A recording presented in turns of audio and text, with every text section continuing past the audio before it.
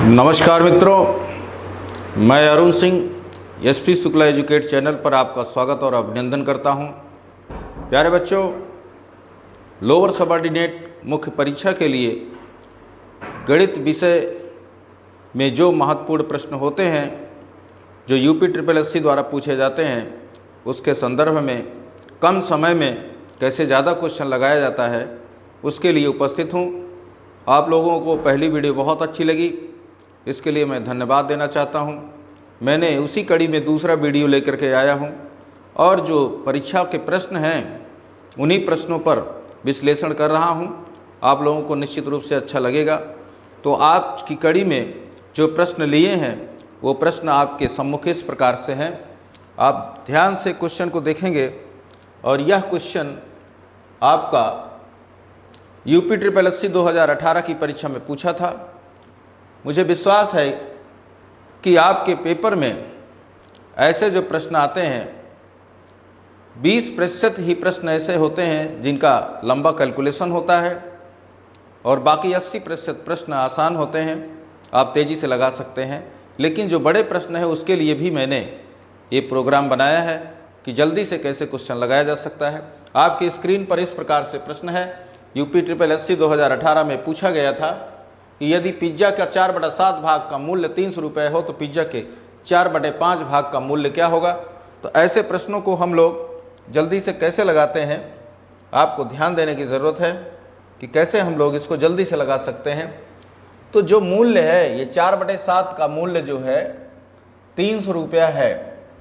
अब आपको करना क्या है कि 300 को पूरे भाग के लिए जब निकालेंगे तो 4/7 का उल्टा क्या हो जाएगा, 7/4 हो जाएगा। और कितने का निकालना है, 4/5 का, तो 4 से 4 कट जाएगा और इसको जब काटेंगे तो यहाँ से 60 आएगा। 60 और 7 का गुणा 420 हो गया। बस ऐसे ही क्वेश्चन लगाया जाता है। यहाँ आंसर 420 होगा। अब आप समझ गए हैं, केवल इतना ही कैलकुलेशन आपको एग्जाम में करना है, लंबा नहीं लगाना, यक्स नहीं मानना है। आपको जानना है कि अगर 4/7 का भाग 300 है तो पूरे भाग का 300 गुणे 7/4 होगा। इसी का उल्टा आप या इससे इसमें भाग दे देंगे या इसी के उल्टे से इसमें गुणा कर देंगे। तो आपसे जितने भाग का मांगे उसमें गुणा करके तेज़ी से सॉल्व कर लें। यही तरीका है जिससे हम लोग कम समय में प्रश्न को लगा सकते हैं। इसके बाद जो आपका दूसरा प्रश्न है इस प्रकार से है। देखें, ध्यान से देखिए, ये थोड़ा सा लेंदी प्रश्न है, बड़ा प्रश्न है, लेकिन इसको भी लगाने की कोशिश की जाए। आपके पास है, भाग विधि द्वारा दो संख्याओं का मासापा निकालने के लिए अंतिम भाजक 49 है और संबंधित भागफल 17, 3 और 2 है। तो दोनों में से बड़ी संख्या में जब 433 से विभाजित करें तो शेषफल क्या होगा। तो इसने कहा है बड़ी संख्या को, तो बड़ी संख्या निकालनी पड़ेगी, हम लोग को बड़ी संख्या निकालनी पड़ेगी, तभी जा करके क्वेश्चन सॉल्व होगा। तो बड़ी संख्या हम निकालते कितने हैं, जैसे आपने देखा कि हमारे भाजक क्या क्या हैं, 17 है, 3 है और 2 है, और हमारा अंतिम भाजक जो है 49 है। हम लोग कैसे करते हैं, देखें, पहले कड़ी में 49 गुणे 2 करेंगे और धन 0 करेंगे। इसका मतलब कि 49 ने पूरी तरह से विभाजित किया तभी तो अंतिम भाजक है। तो ये आपका 98 हो जाएगा। अब अगले स्टेप में क्या करेंगे, 98 गुणे 3 करेंगे और धन ये 49 कर देंगे। अगर ऐसा करेंगे तो हम उस संख्या की तरफ बढ़ रहे हैं जो बड़ी संख्या है। अब आप देखें, यहाँ से 3 8 24 का 4 हो गया और 3 9 27, 27 2 29, 294 और इसमें आप 49 जोड़ देंगे। 49 जोड़ेंगे तो एक संख्या मिलेगी, 9 4 13 मिला और 9 4 13, 13 1 14 हो गया और 2 1 3, 343 आया। अब हम 343 गुणे 17 करेंगे और धन 98 करेंगे, तब हमको बड़ी संख्या मिल जाएगी। अब आप देखें, 17 3 51 का 1 हो गया, 17 3 51 का 1, 17 चौका 68, 68 5 73 का 3 हासिल 7, 17 3 51, 51 7 58, तो 58 31 और इसमें 98 जुड़ भी जाएगा तो आपके पास आएगा 8 1 9, और 9 9 3 12 का 2, और देखिए 8 1 9 हो गया, 9 3 12 का 2 हो गया, तो ये 59 29 आया। अब इसी संख्या को उसने कहा 433 से भाग देना है, 433 से भाग देना है। तो हम जब 59 29 में 433 से भाग देंगे तो पहले तो एक बार जाएगा ये 433, 12 में से 3 गया 9 हो गया, 8 में से 3 गया 5 हो गया, फिर 9 आ जाएगा। अब देखिए कितनी बार जाएगा, एक बार और ले जाइए, 433 एक बार और ले जाएंगे तो यहाँ से हमें भागफल मिल जाएगा। आपको करना क्या है, ध्यान से देखेंगे कि जब हम मासापा ज्ञात करते हैं और हमारे पास 3 प्रकार के भाजक हैं तो और अंतिम भाजक जो है 49 है, तो दोनों संख्या निकालनी पड़ती है कि वह कौन सी दोनों संख्या है जो भाग के रूप में आती हैं। तो भाजक 17 3 2 है और अंतिम भाजक 49 है। तो मैंने 49 गुणे पहले 2 किया और धन शून्य क्यों किया, क्योंकि अंतिम भाजक अगर 49 है तो निश्चित रूप से 49 भाग कर देगा और शेष शून्य आया होगा। तो 2 9 18, 2 चौका 8 1 9, 98 आया।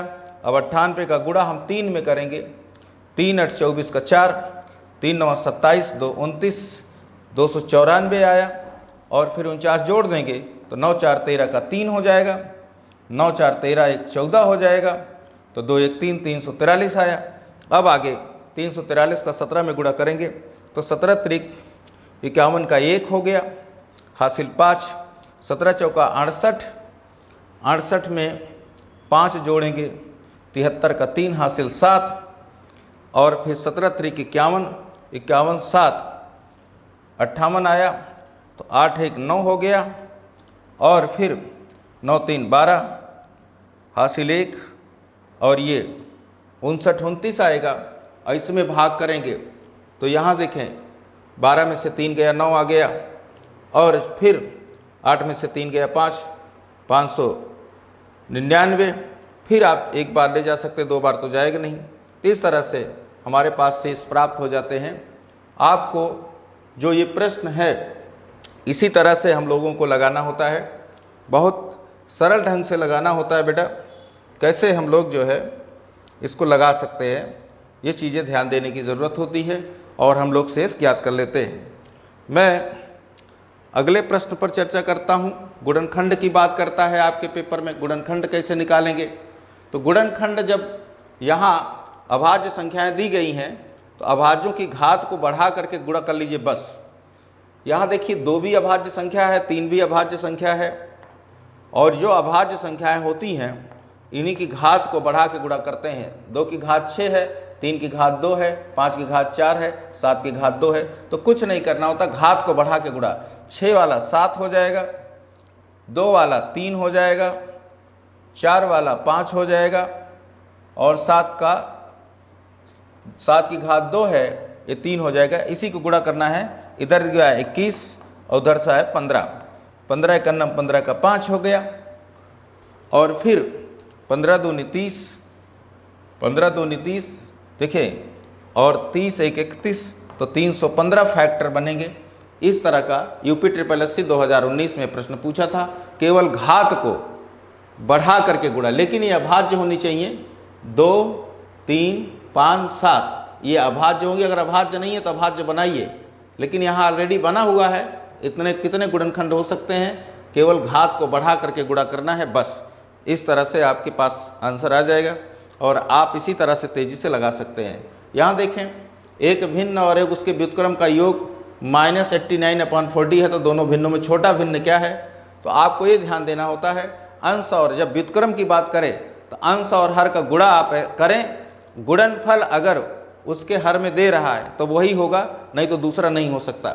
जैसे यहाँ आप देख रहे हैं 15 है और 8 है, 15 है 8 है, तो 15 8 120 होगा। तो ये गुणनखंड नहीं होगा क्योंकि यहाँ 40 दे रहा है, वही हो सकता है। 9 5 45 हो जाएगा, ये भी नहीं होगा। अब आपका इन दोनों में 8 5 40 या 5 8 40 दोनों आएंगे, तो ऋण 8/5 छोटा है और ये बड़ा है, तो आपका ये आंसर आ जाएगा। इसी तरह से आप लगा सकते हैं। ना माने तो आप ऐसे कर लें, ऋण 8/5, और इसका व्युत्क्रम क्या आएगा, इसके व्युत्क्रम का योग।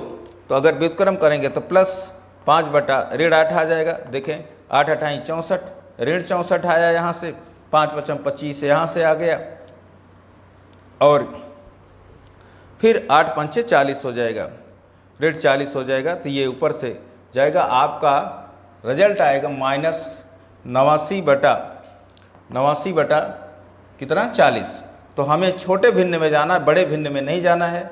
जो छोटा भिन्न हो उसी में जाए। कैसे? 8 पंचे 40, 8 अठाई 64 ये, और 5 पचम 25, ऋण 25 और 5 अट्ठे 40। तो इस तरह से आपका जल्दी से हो जाएगा। तो हमें अपने एग्ज़ाम में ऐसे ही लगाना है। फिर से आप देख सकते हैं 8 है, इसका अपोजिट 5 बटा ऋण 8 आएगा, 8 अठाई 64, 8 अठाई 64 और 5 पचम 25 और बटा 8 पंचे 40। इस तरह से हम लोग जो है इसको जल्दी से लगा सकते हैं। देखें इसका व्युत्क्रम लेने जाएंगे तो यहाँ से देखें, ध्यान से देखें, तो ये जो ऋण है ये ऊपर चला जाता है और यहाँ प्लस हो जाएगा। अब आप देखें कि इधर -25 और ये -64 और -25 आ गया, -89, 8 पंचे 40। तो इस तरह से हम लोग जो है तेज़ी से प्रश्न को देख लेते हैं और यक्ष मानने की ज़रूरत नहीं है, यक्ष मान करके लगाने की ज़रूरत नहीं होती। इसी तरह से हम लोग एग्ज़ाम में जल्दी से लगा लेते हैं। अब ये तो एकदम आसान प्रश्न है और यूपी SSSC 2018 में पूछा था, वह न्यूनतम धनात्मक पूर्णांक यक्ष क्या होगा जिसके लिए 130 में यक्ष जोड़ें तो वह पूर्ण वर्ग बन जाए। तो आप जानते हैं 130 से जो बड़ी संख्या होती है, 130 से जो बड़ी संख्या होती है, जो वर्ग होती है, वो 144 होती है। उसमें आप 14 जोड़ देंगे, 130 में 14 तो 144 आ जाएगा, उसका वर्गमूल 12 हो जाएगा।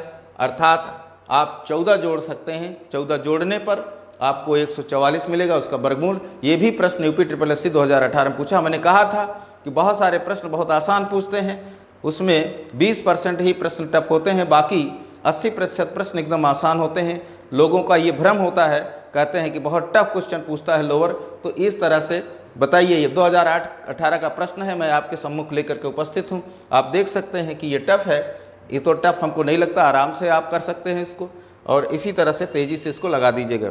अगला प्रश्न है, देखिए ये प्रश्न है। अब इसमें 11/20, 33/70, 77/60 का एलसीएम लेना होता है। तो एलसीएम हमेशा अंशों का एलसीएम और हरों का एचसीएफ होता है। भिन्नों में ये प्रक्रिया होती है। अगर एलसीएम लेना है तो अंशों का एलसीएम लेना है और हरों का एचसीएफ लेना है। तो देखें 11/20 है, 33/50 है और 77/60 है। जब एलसीएम लेने जाएंगे तो जो ये 77 है इसी के मल्टीपल में वो आता है। अब आप 11 जिसको 77 काट देगा उसको 11 जरूर काट देगा, और इसमें भी 11 निकाल लेंगे, 3 बचेगा। तो 77 गुणे 3 आ गया एलसीएम, और 20, 50 और 60 का एचसीएफ 10 आएगा, बटा 10 कर देंगे तो 3 सते 21 और 3 सते 21, 2 23, 231/10 आया। तो आप लिख सकते हैं 23 सही 1/10 लिख सकते हैं, यही आपका एलसीएम होगा। इस तरह से हम लोग जल्दी से एलसीएम लगा देते हैं। यूपी SSSC 2018 का ये प्रश्न था। आपको भी इसी तरह से जैसे हमने लगाया इसी तरह से आपको तेज़ी से लगा देना होता है। 11, 33, 77 में बड़ा 77 है, 3 से इसलिए गुणा किया कि 11 77 में कॉमन है और 33 में 11 कॉमन है, केवल 3 बचेगा। तो 3 गुणे 77 ही उसका एलसीएम होगा। और इनका एचसीएफ घटाव विधि से जब एचसीएफ निकालेंगे तो आराम से निकाल सकते हैं। देखिए 50 और 10 का अंतर 10 और 50 और 60 का अंतर 10 है, 10 से सारी संख्या कट गई, 10 हो गया और इसका मान 23 से 1/10 होगा। इसी तरह से आप जो है एग्जाम में क्वेश्चन को लगा सकते हैं। ये देखिए ये बहुत ही आसान प्रश्न है, बहुत आसान प्रश्न है, आप इसको लगा सकते हैं। कैसे लगा सकते हैं ध्यान से देखिएगा, बहुत आसान तरीके से मैं बता रहा हूँ इसको, और जो तरीका बता रहा हूँ उसी तरह से लगाइए, ज़्यादा भटकने की ज़रूरत नहीं है। इसने बताया ये 6 अंक की संख्या है ABCDEF, और इसमें अंक 6 भी अंक भी हैं। फिर कहा कि प्रत्येक बार उपयोग किए जाते हैं कि 3 अंक का प्रयोग। ABC 4 से कटे, अब कह रहा है ABC 4 से कटे, तो ABC यही 325, 324, 324, 326 है। तो 4 से कटने वाले ये 2 संख्याएं नहीं हो सकती। अब आपके पास यही 2 बचे। फिर इसके बाद इसने क्या कहा, फिर क्या कहा, मेरी बात को सुनिए। BCD 5 से विभाजित हो, BCD का मतलब इसमें 254 आएगा BCD, और इसमें आएगा, इसमें इसको तो लेना ही नहीं है, इसमें 246 आएगा, 5 से कटना चाहिए, नहीं है। अब आपका 245 जो है ये 5 से कट जाएगा, अर्थात आपका आंसर सी होगा। इस तरह से इसको पूरा लगाने की ज़रूरत नहीं है, आप केवल देख लीजिए कैसे कह रहा है। बस ABC 4 से कटना चाहिए, तो मैंने पहले ABC की बात की। ABC का मतलब 325, 4 से नहीं कटेगा, ये 324 वाला कटेगा, ये 324 वाला कटेगा, ABC है। और ये 326 भी 4 से नहीं कटेगा, तो इसलिए मैंने दोनों संख्या पहले बाहर कर दी। अब इसके बाद आपसे कहा है इसके बाद आपसे कहा है कि जब हम BCD को 5 से भाग करें, BCD 5 से विभाजित हो, तो BCD का मतलब इसमें 254 है, इसमें 246 है, इसमें 245 है, इसमें 264 है। तो 5 से कौन कट रहा है? 200, यही 45 वाला कट रहा है ना। तो ये 4 से भी कटा, 5 से कटा, इसलिए आपका ये आंसर हो गया। आगे भी ये संख्या अगर जाते, CDE 3 से कटना चाहिए था, CDE 461, 651 और फिर इसमें 661 और 451, लेकिन आपका यही आंसर आया क्योंकि इसने दोनों शर्तें, तीनों शर्तें पूरी कर दी है। 3 शर्तों को पूरी करने वाला ये है, इसलिए आपको इसी तरह से UPSSC 2018 का प्रश्न कर देना चाहिए। आपके पेपर में इसी तरह से प्रश्न आएंगे, इसमें X और Y मानने की ज़रूरत नहीं है, लंबा लगाने की ज़रूरत नहीं है, आप तेज़ी से लगा सकते हैं। आप अगला प्रश्न देखें, ये देखिए एकदम आसान प्रश्न है, UPSSC 2018 में पूछा गया था। इसने कहा 84 को 2 और 1 के अनुपात में विभाजित करें, तो दोनों में बड़ा कौन सा होगा? 1 सेकंड में आप लगा देंगे, दोनों में बड़ा आप देख कर सकते हैं। आप यहाँ से देखेंगे इसका अनुपाती जोड़ 3 आएगा, और 84 को आप जब 3 से भाग करेंगे तो 3 दूनी 6, 3 8 24, 28 आया। और बड़ा के लिए 2 से गुणा कर देंगे, बस छोटे के लिए 1 से गुणा कर देंगे, तो 28 दूना 56 आएगा, अर्थात आपका रिजल्ट इसमें 56 होगा। ये आपका आंसर है, बड़ा वाला भाग। छोटा पूछते तो 28 से करना 28 आ जाता। इस तरह से हम लोग जल्दी से क्वेश्चन को लगा देते हैं। अनुपात का क्वेश्चन था। अब इसमें देखें, एक बाल्टी तनुकृत अम्ल से पूरी तरह से भरी है, जिसमें पानी 41% है। यदि शुद्ध अम्ल की मात्रा, अब देखिए यहाँ शुद्ध अम्ल की मात्रा दे दी है, उधर पानी की मात्रा दी है, फिर शुद्ध अम्ल की मात्रा दे दी है, तो शुद्ध अम्ल में जाना चाहिए। तो आपको जानना है कि 100 में से 41 घटा देंगे तो 59% शुद्ध आएगा, और 59% का मान इतना है, तो 17.7 किसका मान है? 59 का है। और कोई किसी की शुद्धता 100% होती है तो 100 से गुणा कर देंगे। ये आपका प्रश्न हो गया। अभी आप इसमें भाग देंगे तो देख रहे हैं कि इसका जब ये 0.1 स्थान पर, तो एक शून्य काट दीजिएगा, इसका पहाड़ा इसमें 3 जाएगा, 3 दहमा 30 आ जाएगा। बस इतना ही करना होता है। एग्जाम UPSSC 2018 में प्रश्न पूछा था, और जब इस तरह से प्रश्न आते हैं तो हम लोग प्रतिशतता के आधार पर जाते हैं। 41% पानी है तो 59% शुद्ध अम्ल होगा, और उसका मान दिया है 17.7, इसीलिए मैंने 17.7 को 59 से भाग किया और 100 से गुणा कर दिया। तेज़ी से आपका आंसर आ गया। इसी तरह से एग्जाम में भी आपको प्रश्न लगा करके आगे से बढ़ना होगा। आप हमेशा ऐसे क्वेश्चन लगा सकते हैं। एक राशि, अगला क्वेश्चन समझ में आ गया है, ये जो अम्ल वाला आया। अब इसको क्वेश्चन लगाइए, ये क्वेश्चन लगा करके बताइए। एकदम आसान प्रश्न है और जल्दी से लगा सकते हैं इसको, बहुत लेंदी मत लगाइएगा, बहुत शॉर्ट में लगाइए इसको। बता रहे हैं तरीका इसको। एक राशि 6 वर्षों के लिए साधारण ब्याज पर निवेशित करने के लिए 5,390 रुपया, और साधारण ब्याज पर दर पर पूर्व की तुलना में 2% अधिक कर दें तो 5,810 रुपया प्राप्त। आरंभिक प्रतिवर्ष की ब्याज की दर क्या है? आप समझ रहे हैं कि हमारे पास सूत्र होता है I = PRT/100, लेकिन यहाँ डेल्टा I है, तो ब्याज में अंतर हम लगा सकते हैं ऐसे, डेल्टा I मतलब ब्याज में अंतर गुणे P बराबर डेल्टा R गुणे T/100, इससे लगा सकते हैं। पहले हम लोग ध्यान देंगे कि 5,390 मिश्रधन और ये 5,810 में क्या अंतर है। तो 5,810 में अगर हम 5,390 घटा देंगे तो हमें ब्याज मिल जाएगा, और ब्याज मिला 420 रुपया। तो ये ब्याज का अंतर 420 आ गया, बराबर P निकालना है, डेल्टा R 2 है, 2% गुणे 6/100 कर दें। आप इस तरह से भाग करके जल्दी से लगा सकते हैं। आप देखें 6 से भाग करेंगे इसको तो ये आपका 70 रुपये आएगा, 2 से करेंगे तो 35 आएगा, और 35 गुणे 100 तो P का मान बेटा 3500 रुपया हो गया। अब कुछ नहीं करना है, ये 5390 मिश्र धन है और 3500 जो रुपया है ये आपका मूलधन है।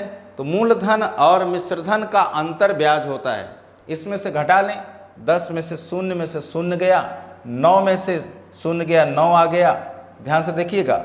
और ये 13 है, 13 में से 5 गया, 8 आ गया, तो 1890 रुपये आया। 1890 रुपया ब्याज है, 1890 रुपये ब्याज है। तो इसी को अब लगा दीजिए, 1890 बराबर 3500 गुणे रेट बताना है टाइम 6/100, यही आप काट देंगे तो तेज़ी से आपके पास आंसर आ जाएगा। 2 शून्य से 2 शून्य पहले काट दीजिए। आप देखिए ये संख्याएं 7 से कट रही हैं, 7 × 5 = 35 हो जाएगा।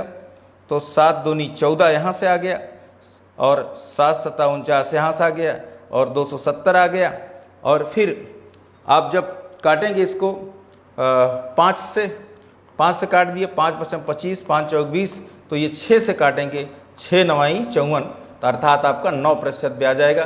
तो इस तरह से हम लोग जो है जल्दी से लगा लेते हैं। ये सूत्र मैंने ईजाद किया है, जो प्रारंभिक सूत्र है डेल्टा आई बराबर P × डेल्टा R × T। इससे हम मूलधन निकाल सकते हैं। मूलधन मेरा 3500 रुपये आ गया और जो मिश्रधन है 6 वर्ष का 5390 है। 5390 में से 3500 घटा देने से 1890 रुपये ब्याज आएगा। अब 1890 पर 3500 रुपये पर ब्याज की दर निकाल सकते हैं R × 6/100 करके, और आपका R का मान 9% आएगा। इस तरह से हम लोग जो है UPSSC के प्रश्न को लगाते हैं। हम हमेशा ये ध्यान देते हैं कि हमारे प्रश्न के करने की शैली क्या होती है।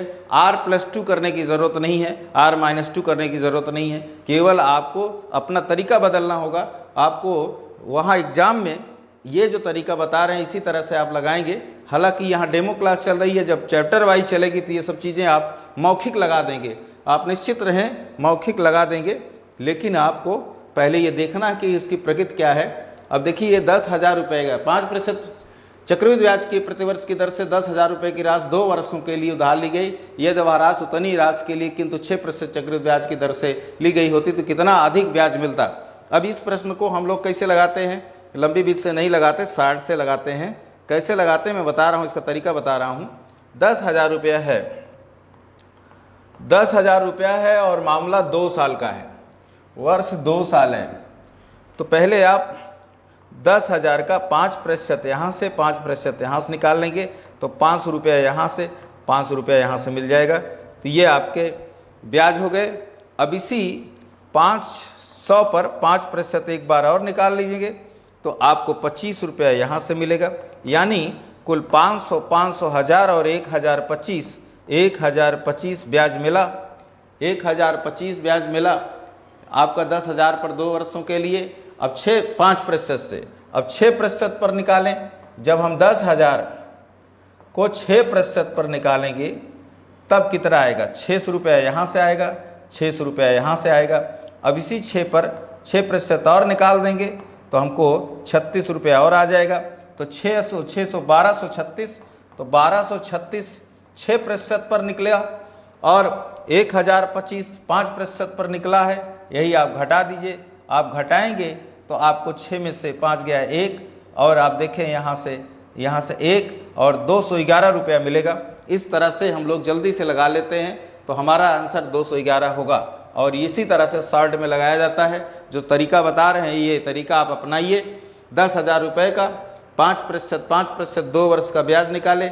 अगले साल चक्रवृद्धि के लिए जो अगली राशि 500 है इस पर 5% लेना होगा। 500 का 5% 25 आया, तो ये पूरी राशियाँ मिल करके कितना हो जाएंगी, ये 1025 हो जाएगा। उसी प्रकार से 10,000 का 6% पर जब निकालेंगे तो 600 रुपया यहाँ से 600 रुपया यहाँ से मिलेगा। 600 का 6% निकालेंगे 36 ये, तो 600 600 1200 और 36 1236, तो यानी 1236 जो है हमको 6% पर मिला है और 1025 हमको 5% पर मिला है। तो दोनों में अंतर जो होगा वही ब्याज का अंतर होगा।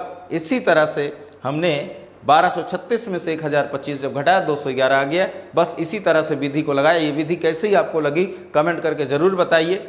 आपको जो हम पढ़ा रहे हैं कैसे हम जल्दी से लगाते हैं, अभी आप लोगों को लग रहा होगा कि ये फटाफट लगा रहे हैं, तो इसमें आप भी ऐसे लगाएंगे, आपको थोड़ा सा चैप्टर ये पढ़ना पड़ेगा। इसमें हम क्वेश्चनों की प्रकृति ला करके आपको समझाएंगे। हमेशा और भी तरीके हैं लगाने के लिए, आपको और तरीक़ों से ज़्यादा समय लगेगा, इसलिए इस तरीके से लगाना उचित होगा कि 10,000 का 5% पहले 2 साल का जब निकालेंगे तो 1,025 होगा। निकालने का तरीका 10,000 का 5% 500, 2 बार कहिए। अगर 3 साल का होता तो 3 बार करते, 2 साल का है 2 बार करेंगे। लेकिन अंतिम वाली राशि में जो ब्याज है उस पर भी ब्याज लिया जाएगा। 1 वर्ष का साधारण ब्याज और चक्रवृद्धि ब्याज बराबर होता है। 500 का 5% 25 आया और 1,025 आया। 1,025 5% पर 10,000 का पूरा ब्याज हुआ।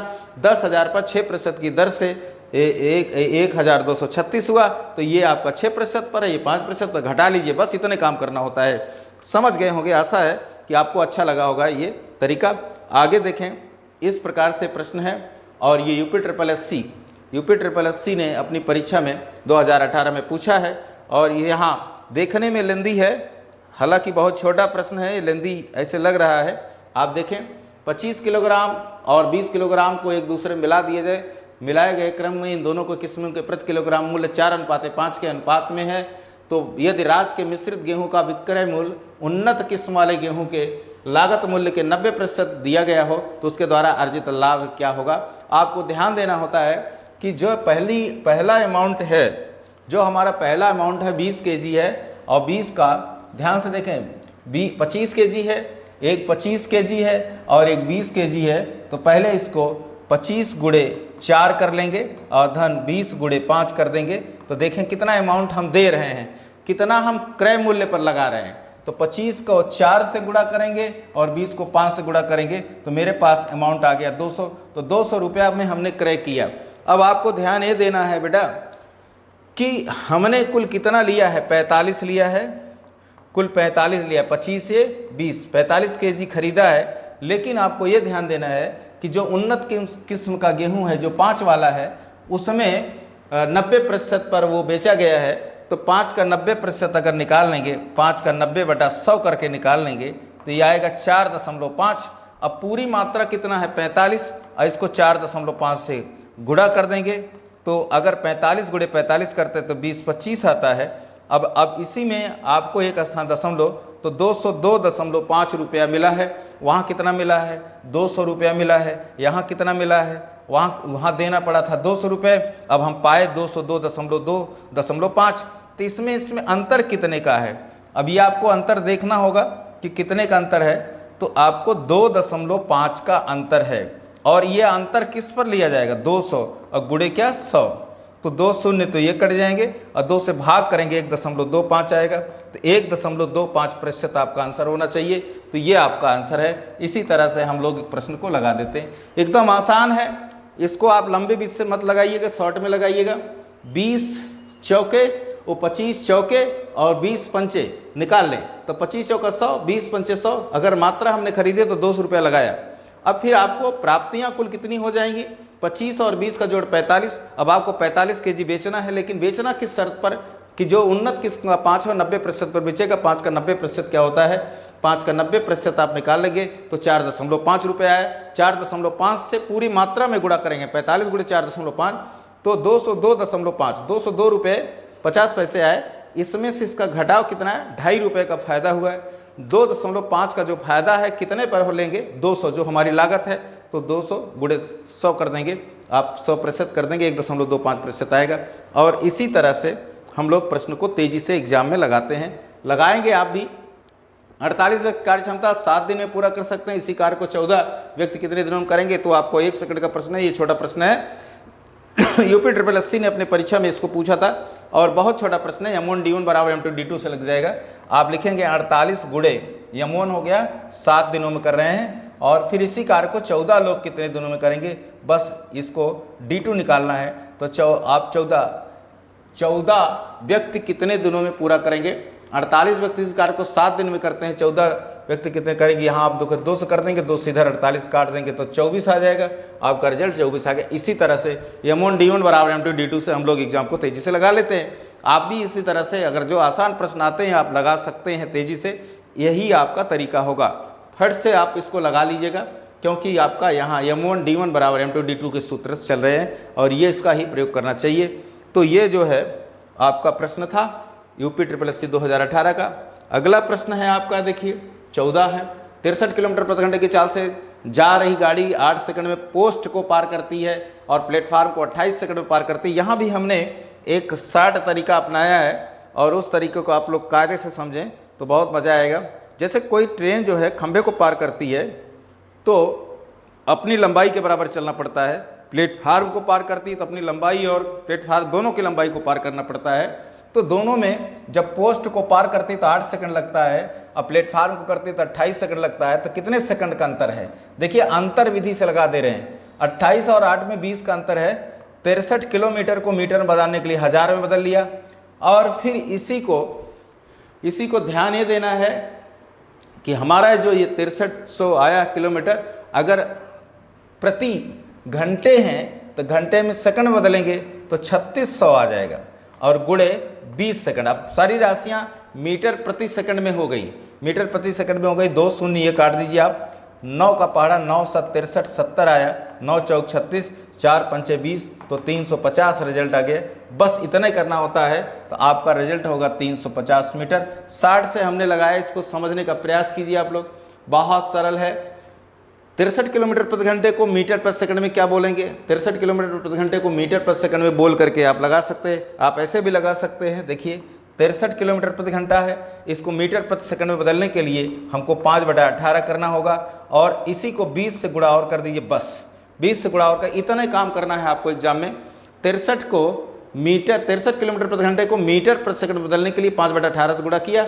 20 से क्यों किया कि इरेजिंग सिस्टम है, आपको डिफरेंस मेथड से लगा रहे। 8 सेकंड में पोस्ट है, 28 सेकंड प्लेटफार्म, तो जो 20 सेकंड ज़्यादा लगे हैं प्लेटफार्म कई कारण लगे हैं, प्लेटफार्म के कारण लगे हैं, तो प्लेटफार्म की लंबाई तो आपका d बराबर होता है स्पीड इंटू टाइम। स्पीड और टाइम को मैंने गुणा कर दिया। अब देखिए 9 7 63 आएगा और 9 दूनी 18 काट देंगे तो ये 10 आएगा, तो 3 गुणे 50 यानी 350 रिजल्ट आ जाएगा। इसी तरह से एग्जाम में लगाइएगा, लंबा लगाने की ज़रूरत नहीं है। 350 रिजल्ट आ गया। आपको अच्छा लग रहा होगा ये तरीका। इसमें लोग जो है मानना प्लेटफार्म की लंबाई x मानते हैं, फिर उस तरह से लंबा हो जाता है। घटा करके लगाइए। जैसे हम खंभे को 10 सेकंड में पार कर रहे हैं, प्लेटफार्म को 40 सेकंड में पार कर रहे हैं, तो हम 30 सेकंड जो ज़्यादा ले रहे हैं किसके कारण? प्लेटफार्म के कारण। बस उसी पर निकाल दीजिए, एकदम सिस्टम को इरेज करके लगा दीजिए, जिससे कि हम जल्दी से प्रश्न ज़्यादा लगा सकें। और यही तरीका है ज़्यादा प्रश्न लगाने का, और कोई तरीका नहीं हो सकता। यहाँ देखें वर्क एंड टाइम का प्रश्न है, वर्क एंड टाइम का भी प्रश्न है। मैंने जो आयोग में पूछे गए प्रश्न है, UPSSC 2018 द्वारा पूछा गया प्रश्न है, उसी को आधार बना करके आपके सामने उपस्थित हूँ। मैं अपने घर से कोई प्रश्न नहीं लाया, वही प्रश्न लाया हूँ जो परीक्षा में पूछे गए, और कैसे उन प्रश्नों को हम तेज़ी से लगा सकते हैं। तो जब हम एग्जाम में जाएंगे तो ये बात देखेंगे कि क्या बोल रहा है प्रश्न, वही प्रश्न को प्रश्न में ही समाप्त करने की कोशिश करेंगे। 12 पुरुष हैं और 16 महिलाएं 5 दिन में करेंगे, तो हमको 1 दिन में करना होगा। तो इनकी दोनों संख्या बढ़ानी होगी। 12 पंचे 60 आ जाएगा और 16 पंचे 80 हो जाएगा। इधर मामला क्या है देखिए, इधर है 13 पुरुष और 24 महिलाएं 4 दिन में, तो 13 चौका 52 हो गया और 24 चौका 96 हो जाए। यहाँ से आप देखिए क्या डिफर पड़ रहा है, यहाँ 8 आ रहा है, यहाँ 16 आ रहा है। तो 1 पुरुष बराबर 8 पुरुष पर 16 महिला, तो 1 पुरुष बराबर 2 महिलाएं हो गई। काम खत्म, प्रश्न का खत्म हो गया। अब प्रश्न में कुछ रह ही नहीं गया है। आपने चेंज कर लिया कि 1 पुरुष बराबर कितनी महिलाएं होंगी, 1 पुरुष बराबर 2 महिलाएं। कैसे आया? 5 का 12 में गुणा करें, 12 पंचे 60, 5 का गुणा 16 पंचे 80 हो जाएगा। फिर 4 का गुणा 13 में चौका 52 करेंगे, 4 का गुणा 24 में 96 करेंगे। 60 और 52 में क्या अंतर है? 8 का, और 80 और 96 में 16 अंतर निकालिएगा। तो 8 बराबर 16, तो 1 पुरुष बराबर 2 महिला आ गई। अब क्वेश्चन में जान नहीं है तो 1 पुरुष बराबर 2 महिला है और पुरुष को महिला की क्षमता में बदलना है। 12 दूनी 24, 16 40 आ गया, 40 आ गया M1, और D1 कितना है? 5, D1 5 है। फिर कह रहे हैं कि यदि यक्ष पुरुष और 15 महिलाएं 8 दिन में करती हैं तो यक्ष का मान क्या होगा? यक्ष पुरुष है, उसको महिला में बदलेंगे तो 2 से गुणा करना होगा। 2 यक्ष महिलाएं यहाँ से और 15 महिला और इसी काम को 8 दिन में करना है। तो जरा काटिए इसको। 8 पंचे 40, तो इधर आया 25 बराबर 2x प्लस 15, तो ये 2x बराबर 10 और x बराबर 5 आ गया। बस यही आपको इसी तरह से एग्जाम में लगाना होता था। आप तेज़ी से लगा सकते हैं। पहले तो हम पुरुष को महिला की क्षमता में बदलेंगे। हमने देखा कि 5 दिन में 12 और 16 कर रहे हैं, तो 12 पंचे 60 और 16 पंचे 80 कर लिया। और 13 पुरुष और 24 महिलाएं 4 दिन में कर रहे हैं, 1 दिन में करवाइए इनसे काम। 13 चौका 52, 24 चौका 96 और यहाँ देखें 8 पुरुष बराबर 16 महिलाएं, 1 पुरुष बराबर 2 महिला आ गई। तब कुछ नहीं करना है इसमें, देखिए 12 पुरुष को महिला बदलने के लिए 12 दूनी 24 महिला हो जाएंगे, 24 और 16 कितना हो गया 40। और ये कितने दिन में काम कर रहे थे 5 दिन में। M1 D1 इतना आ गया। M2 D2 में X पुरुष है और X पुरुष के साथ 15 महिलाएं हैं, तो X पुरुष को महिला में बदलेंगे 2X महिला हो जाएंगे, 15 और जोड़ देंगे, गुणे 8 करेंगे, 8 पंचे 40 और यहाँ 5 5 25 बराबर 2X + 15, तो 2X होगा 10, तो X बराबर 5। इसी तरह से हम लोग जल्दी से क्वेश्चन को लगाते हैं। यहाँ इक्वेशन मत बनाइएगा, इक्वेशन बनाने वाला प्रश्न नहीं है, ऐसे तेजी से उड़ा देने वाला प्रश्न है और हमेशा ऐसे हम लोग लगाते हैं। ज़्यादा क्वेश्चन लगाने का तरीका यही होता है। तो इसलिए आपको UPSSC के प्रश्न को देख करके घबराना नहीं है, केवल 20% ही प्रश्न टफ होते हैं, ज़्यादा प्रश्न इसमें टफ आते नहीं हैं। अगला क्वेश्चन लेते हैं आपका और जल्दी से लगाइएगा इसको फट से। देखिए फटाफट लगाएंगे तभी अच्छा रहेगा।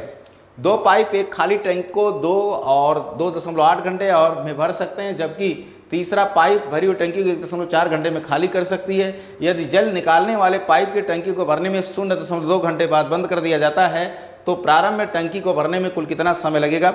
ये भी बहुत आसान प्रश्न है। आप कुछ नहीं, इस जो समय दिए गए हैं इन्हीं समय का अनुपात आप जो है LCM ले लीजिए और तेजी से लगा दीजिए। देखिए यहाँ क्या क्या है, एक 2 है और एक 2.8 है, ये दोनों पॉजिटिव काम कर रहे हैं और तीसरा 1.4 निगेटिव काम कर रहा है। जरा इनका LCM बताइए क्या आएगा, तीनों का LCM बता दें। तीनों का LCM लिख लीजिएगा। तो तीनों का LCM 2.8 आया, तो 2 से जब 2.8 में भाग करेंगे तो 1.4 आएगा और 2.8 से 2 भाग करेंगे 1 आएगा और 1.4 से इसमें करेंगे 2, लेकिन ये माइनस है तो माइनस लगा देंगे। ये चीज़ें आपको एग्जाम में लगानी होगी। पहले आप देखें कि अगर ये तीनों लोग पूरी क्षमता से काम किए होते तो कितना घंटा लगता। ये माइनस वाला भी पूरी क्षमता से काम करता। तो आप देख रहे हैं यहाँ कि 2.8 आ रहा है और ये यहाँ 0.4 आ रहा है। यहाँ देखिए 0.4 आ रहा है, क्योंकि एक 2.4 में से 2 चला जाएगा तो 0.4 आ रहा है, कट के आया 7 घंटे। यानी कि अगर ये बंद ना किया गया होता, खाली करता तो 7 घंटे लगते। अब बंद करेंगे और 0.2 वाला जो है इसमें कितना लगाएगा, 1.4 में 0.2 से भाग करेंगे तो आप देखें, इसको आप देखेंगे 7 आएगा और जब पूरा काम 7 में आ रहा है 7 से भाग करेंगे 1 घंटा कम हो जाएगा। तो बस वही 1 घंटा यहाँ कम कर दीजिए, 6 घंटे में काम हो जाएगा। इस तरह से ये शॉर्ट मेथड है, एकदम शॉर्ट मेथड है और ये चीज़ें आपको अभी हो सकता है कम समझ में आ रही होगी, क्योंकि अभी आप चैप्टर नहीं पढ़ रहे हैं, अभी आप डेमो क्लास ले रहे हैं। तो हम लोग कैसे लगाते हैं, पहले पहला पाइप, दूसरा पाइप और तीसरा पाइप लिख लेते हैं। पहला पॉजिटिव, दूसरा पॉजिटिव, तीसरा निगेटिव। इन तीनों का जो LCM आया 2.8 है पूरी क्षमता के आधार पर।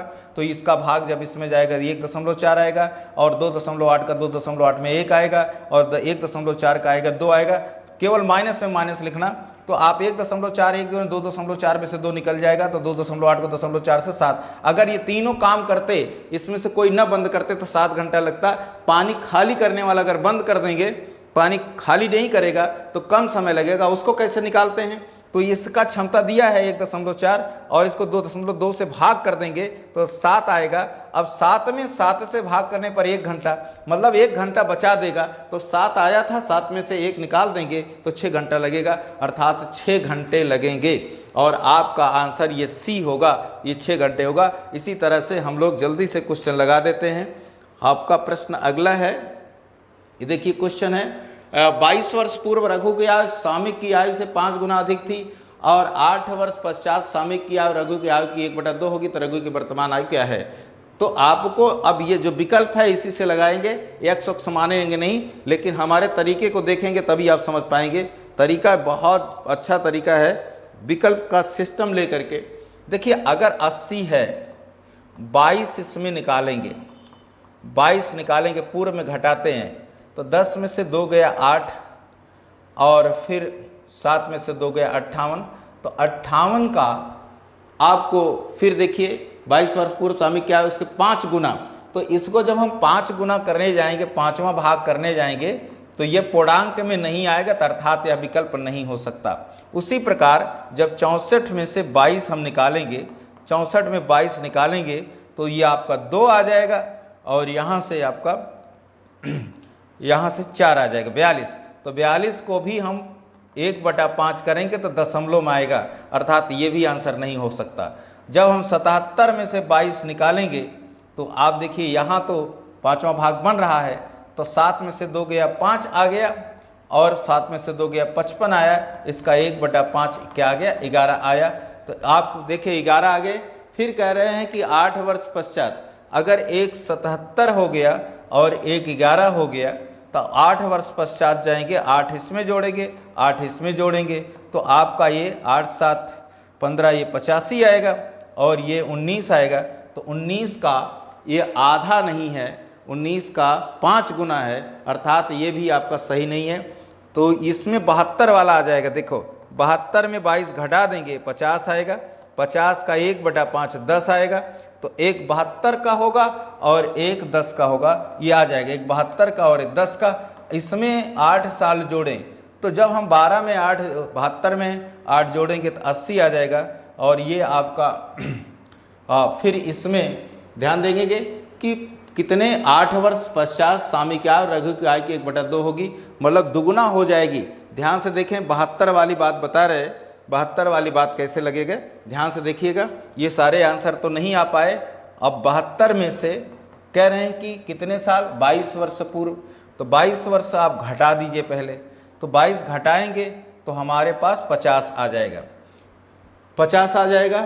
तो कहे थे कि 22 वर्ष पूर्व रघु की आयु स्वामी की आयु से 5 गुना थी, तो 5 गुना थी तो 22 वर्ष पहले ये 50 का था और 22 वर्ष पहले एक 10 का था, तो पहले आप 22 दोनों में जोड़ें, तो 22 इसमें जोड़ेंगे तो 72 आ जाएगा, इसमें 22 जोड़ेंगे 32 आ जाएगा, 8 इसमें जोड़ें 8 जोड़ेंगे 80, 8 इसमें जोड़ेंगे 40 और इसका 2 गुना हो गया, इसलिए आपका ये विकल्प सही है। विकल्प के सिस्टम से हम लोग लगा देते हैं जल्दी से। देखें कि रघु की आय में 22 निकालने के 50 आएगा, उसका 5वां भाग शामिल है, तो 50 में और ये 5वां भाग हो गया।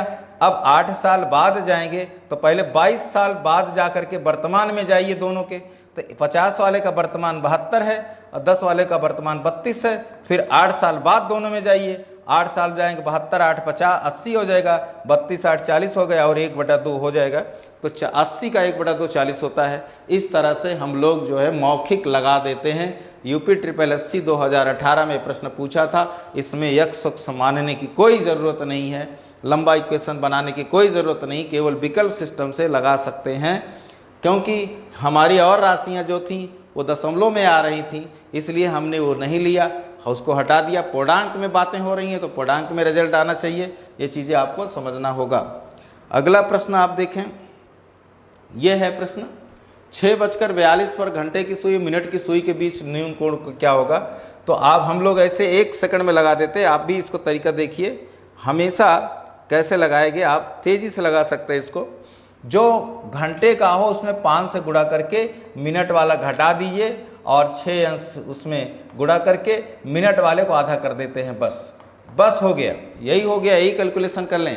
आपका सूत्र होगा h × 5 - m गुणे 6 डिग्री प्लस m/2, ये आप ब्लड में डाल दीजिए, सूत्र बहुत अच्छा होता है। घंटे वाले को 5 से गुणा करेंगे, मिनट घटा देंगे, ब्रैकेट लगा के 6 से गुणा कर देंगे, क्योंकि मिनट वाली सुई एक मिनट में 6 अंश घूमती है और घंटे वाली आधा घूमती है, उसी का आप हल कर रहे हैं। तो 30 और 42 का अंतर ऋण 12 गुणे 6 अंश और धन यहाँ से 21, तो यहाँ से देखें 12 × 72 ऋण 72 और धन 21, तो इसमें 2 में से 1 गया 1 आ जाएगा, 2 में से 1 गया 1 और तो 51 अंश रिजल्ट आ जाएगा।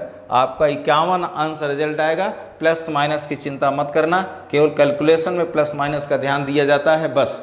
h × 5 - m गुणे 6 डिग्री प्लस m/2 आपका सूत्र है। और इसी तरह से हम लोग लगाते हैं 6 × 5 = 30 और 42 घट जाएगा तो 12 आ जाएगा, यहाँ से -12, 6 अंश से गुणा कर दिया, 42 का आधा कर दिया। ये आप मौखिक करेंगे एग्जाम में, कोई भी प्रश्न होगा मौखिक करेंगे। जैसे मान लीजिए 6 30 है तो क्या कोण होगा, तो आप 6 × 5 = 30 यहाँ से पाएंगे, 30 निकल गया और 6 अंश यहाँ से और 30 का आधा कर देंगे तो 15 डिग्री रिजल्ट आ जाएगा, क्योंकि ये 30 में से 30 गया 0 आ गया, यहाँ तक 0 हो जाएगा।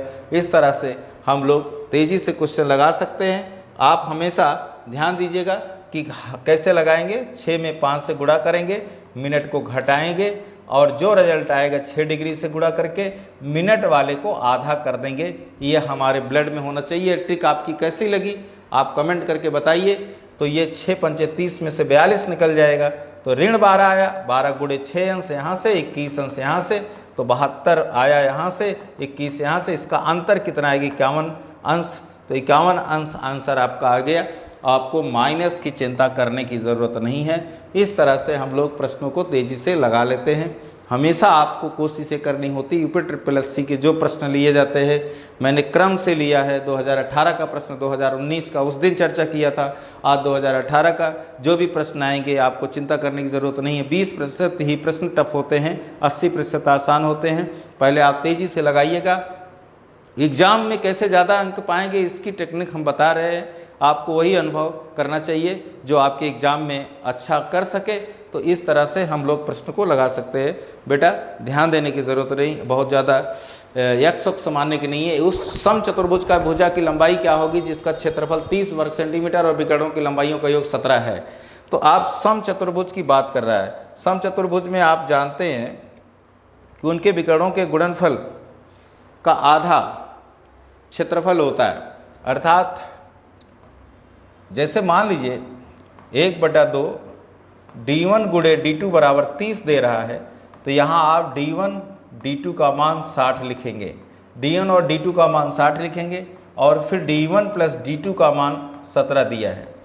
आप देखें 60 को हम तोड़ सकते हैं 12 गुणे 5 में, 12 पंचे 60, 12 5 17, तो d1 बराबर आया 12 और d2 बराबर आया 5। ये चीज़ें आप तुरंत पा जाएंगे। आप देखें 1/2 उनके विकर्णों का क्षेत्रफल यही होता है। अब आपका समचतुर्भुज ऐसे है, अब ये ऐसे है, मान लीजिए यहाँ आपका समचतुर्भुज भुजाएं जो बराबर होती हैं ऐसे, तो ये 12 है तो 6 हो गया, 6 आ गया, और 5 है तो 2.5 ये हो गया। ये 12 वाला आधा हो जाएगा। अब यहाँ समकोण बनेगा और ये बताना है यक्स का मान बताना है, तो आपका यक्स स्क्वायर बराबर हो जाएगा √6 का वर्ग धन 5/2 का वर्ग। यही निकाल लेंगे, आपके पास आंसर होगा। यक्स स्क्वायर बराबर दोनों लंब और आधार का वर्ग। तो आप लिखिएगा 36 धन 25/4, तो आपके पास आ जाएगा यक्स स्क्वायर बराबर 36 चौका 144 में 25 जोड़ेंगे तो 169/4 आएगा, और वर्गमूल लेंगे 13/2 आएगा। 6.5 भुजा हो गई। 6.5 आएगी साइड।